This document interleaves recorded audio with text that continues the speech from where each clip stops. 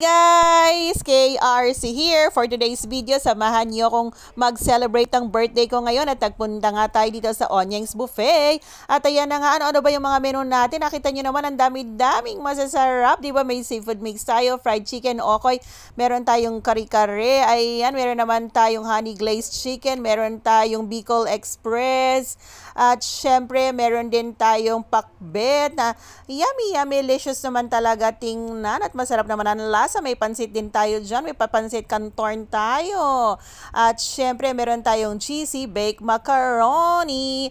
And then, eto rin, meron tayong fried rice and plain rice. Samahan pa rin natin ang ating vegetable salad with matching, ano ba ito?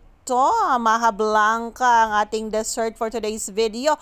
Buko pandan. Meron din po silang chocolates, merong mini donuts, marshmallow, finger sticks, at syempre hindi mawawala ang kanilang ice cream. At eto na nga, kainan time.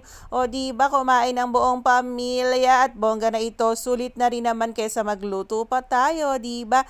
Kaya ayan, nag-enjoy naman kami sa araw na ito.